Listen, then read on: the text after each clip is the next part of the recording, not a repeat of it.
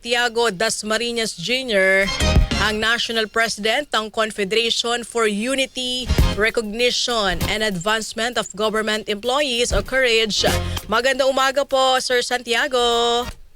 Magandang umaga rin po, Ma'am Angel, at sa lahat ng mga masugid mong tagapakinig Opo, Sir. sa RMNDC Excel. Yes, Opo, balita natin ay tutol daw po kayo ang grupong COURAGE sa 4-day work week. Bakit po? May mga punto po kami na dapat ay klaro po. Unang-una po, ito po ay MC 114 na nagdidirect di po ba sa oil price, oil pagtitipid po ng enerhiya. Pero sa government employees, unang-una po, sana po ay kinonsulta muna ang government employees. Kasi ang mangyayari po dito, kung halimbawa po ay from Monday to Friday, di po ba klaro yan sa labor code at sa mga international law na 40 hours a week. And effective ang isang empleyado both in the public and private sector na 8 hours a week lang. Yes. Ay rather 8 hours a day. A day, Sorry for that. A day. Pag ganito pang nangyari na 4-day work week, magiging 10 hours po ito. Di po ba? So papasok ng alas 7, uuwi ng alas 6 or if ever alas 8, alas 7 na rin ng gabi ang uwi, di po ba? Kasi 10 hours supposedly. So sumobra na po ng 2 oras. Ang isa pang problema dito, ma'am, paano na po ang pangpamilya at saka pangsarili ng mga kawani ng gobyerno, di po ba? Kasi pag umalis po kayo, lalong-lalo na po sa mga malapit na probinsya kung saan nanggagaling ang ating mga empleyado from the NCR, from the National Capital Region. Halimbawa po taga Bulacan, po taga Laguna, Cavite. So anong oras po sila Cavite? Anong oras po sila alis sa kanilang mga bahay? Alas 4 ng madaling araw? Kasi papasok ka ng alas 6 or alas 7. Otherwise, pag na-late ka, ay malilate ka at saka masusong ka na sa traffic. Oo, Di po ba? so mas In the same view, maaga kang Opo. gigising kasi mas Opo. maaga yung pasok. Yes, ma'am. In the same view, pag umuwi ka na ng alas 6 or alas 7, susong ka sa traffic Rush ulit. hour. So dadating po kayo sa bahay. Anong oras na po? So hindi mo na po makakapanayam ang iyong mga anak o ang iyong pamilya. At ilang oras na lang ang tulog mo. Sabihin na natin na wala kang trabaho ng Biyernes, pero practically from Monday to Thursday, bugbog sarado po ang katawan niyo po, di po ba? Correct. Kasi, So maapektuhan, tapos, sir, yung productivity. Opo. Tapos mayroon pang isang problema kasi sabi po ng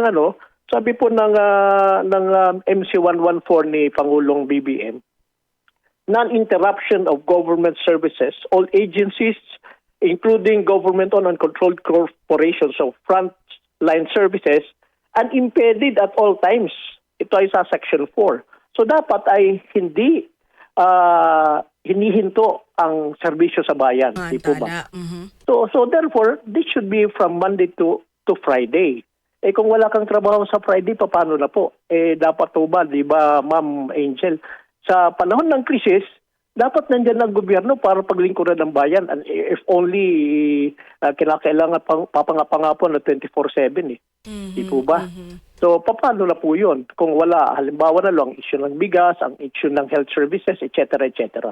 Opo. Although sinasabi niya, agencies providing basic vital services, health, public safety, emergency preparedness response, remain fully operational at all times. Hindi siya nagtutugma. Di po ba? While the others may be working from Monday to Thursday, the rest of ito na unimpeded na mga grupo ay magtatrabaho.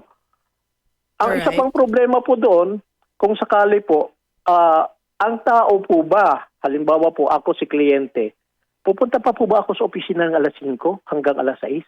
When for a fact na pag nandun ako, paglabas ko, matraffic na. Di po ba? And this is not only true as regards the National Capital Region sa Manila. Totoo na rin po ang mga sitwasyon na ito sa mga metropolitan cities. And I suppose Cebu, Davao, Cagayan de Oro, Iloilo, and all the others, including Baguio for that matter. Di po ba? Opo. Na pag ganitong gabi na or hapon na talagang matindi na ang traffic. Totoo So, paano na ang government employee? At Pero, hindi naman po lahat ng government employees, ma'am, ay mayroong mga service vehicles. Di po ba? Totoo. So, at saka kung may service vehicle man, mayroon lang pick-up point, drop-off point. So hindi ka talaga door-to-door sa mga empleyado. So paano na ang mga empleyado ngayon? Opo, pero Issue na. Yes, ma'am. pero sir, paano yan implemented na? 'Di ba simula po nung Monday pinatupad na po or pinapatupad na itong 4-day work week. Oo nga po. In fact, some of the local government units ay nagpatupad na rin po. Pero ongoing ang aming criticism, positive criticism. Hindi po kami nagsasabi na dahil gusto lang namin kumontra sa gobyerno, di po ba? Opo. Pinapahayag lang namin ang kalooban ng mga kawani ng gobyerno. Dahil nga po unang-una, paano na ang serbisyo sa bayan, unimpeded service, especially during this time of crisis. Secondly, paano naman po ang mga kawani ng gobyerno ang kanilang health? Kasi, Yes. di ba, early morning, late night, wala nang tulog halos, tapos magtatrabaho ka sa gobyerno. And 10 hours is 10 hours. Hindi lang po, ma'am, yan 10 hours. Actually, 11 hours yan. Kasi ang 12 to 1, mayroon pong standing memo ang Civil Service Commission na no noon break. Kasi may mga kliyente talaga na doon lang sila nagkakaroon ng break, di po ba? Yes. In fairness sa mga kliyente. Pupunta sila ng tanghali sa opisina mo para doon sila makipag-transaction. So therefore, ang trabaho is practically 11 hours.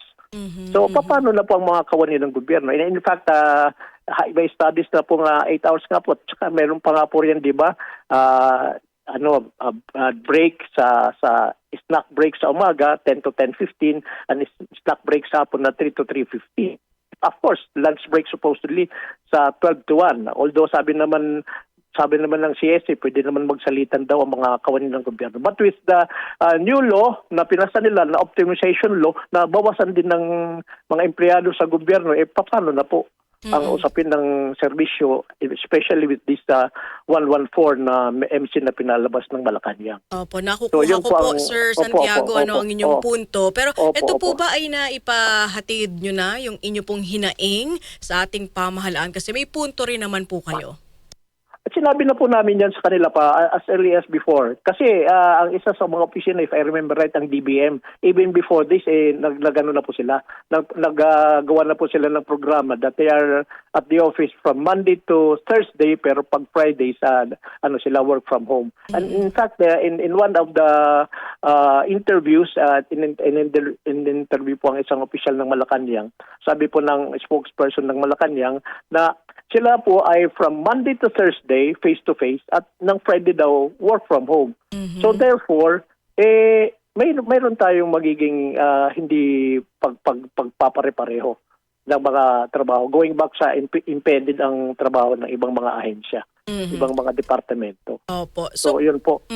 Para po sa Courage, ano po yung dapat na alternatibong solusyon para po makatayo'y makatipid kung hindi po epektibo o ano po itong 4-day work week?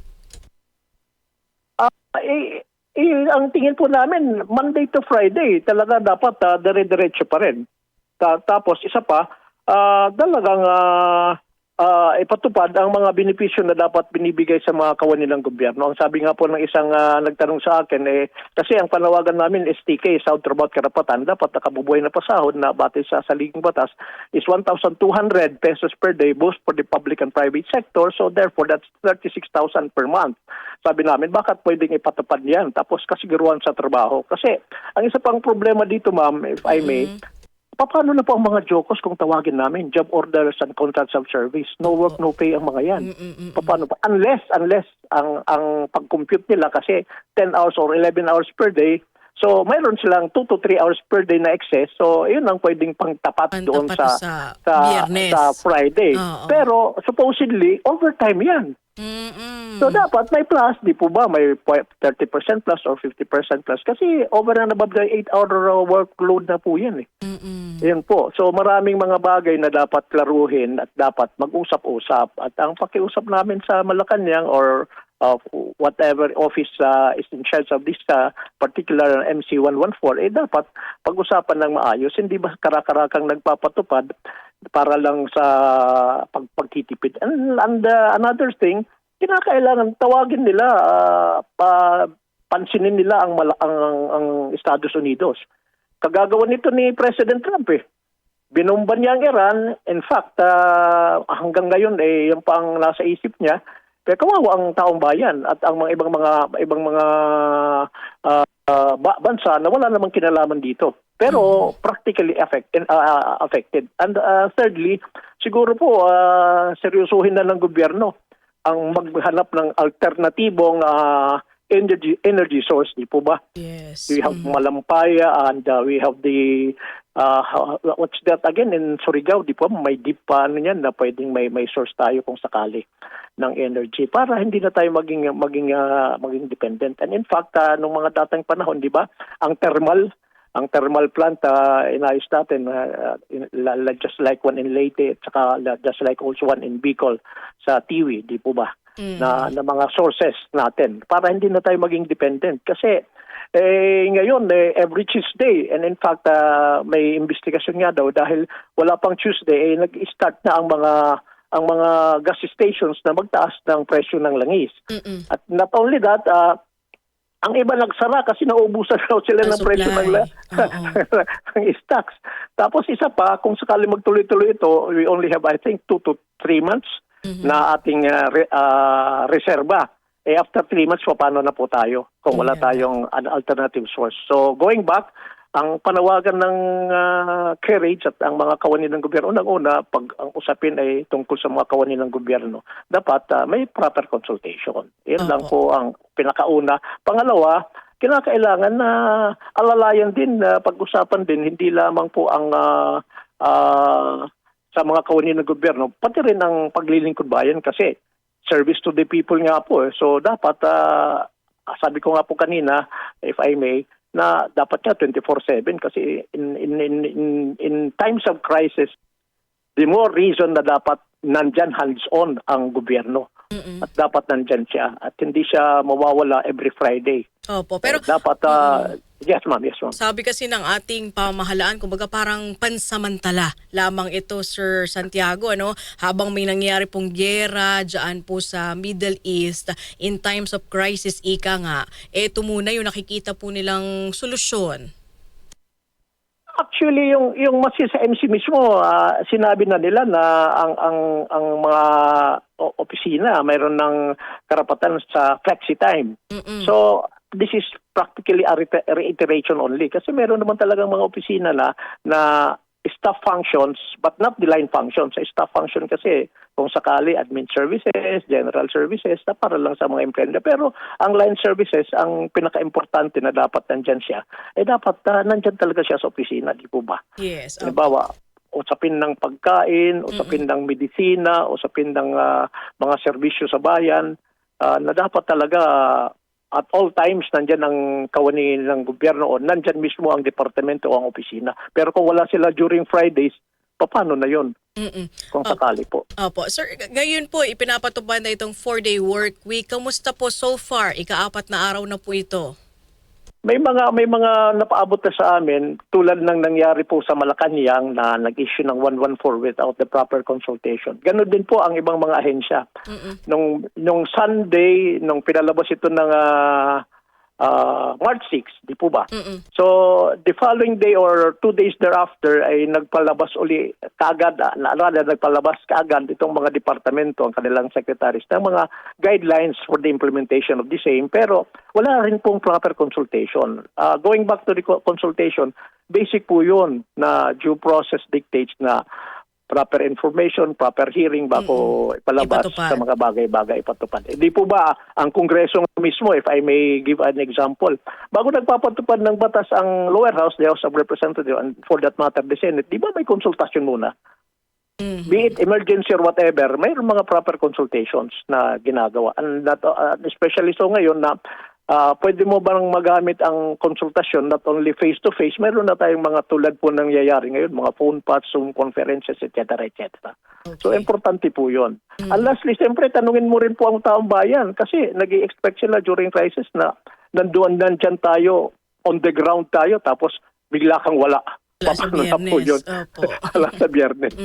So, di po ba? So, ganun po kami. Unang-una, sabi nga po, ang konsultasyon, pangalawa ang kalusugan at para rin sa pamilya at ang sarili mismo na empleyado ng gobyerno. At ang pangatlo, siyempre, huwag kalimutan talaga ang serbisyo sa taong bayan, lalong-lalo po sa panahon ng krisis. At siyempre po, ang pinaka-importante rin, maghanap na po tayo ng alternative source ng enerhiya na marami naman tayong pwedeng matap sa Pilipinas. Nasa gano'n na hindi tayo band-aid solution, Sir Santiago, yes, ano? Yes, the more na dapat hindi band-aid solution. Tama po kayo, ma'am. Dapat 24/7, all day round, all year round, meron na tayong kaakibat ng mga solusyon sa mga problema na kung sakali ay dadating man. Opo. Opo. Okay, with that, sir, maraming salamat po sa inyong oras at panahon dito po sa aming programa. Mabuhay po kayo at ang courage.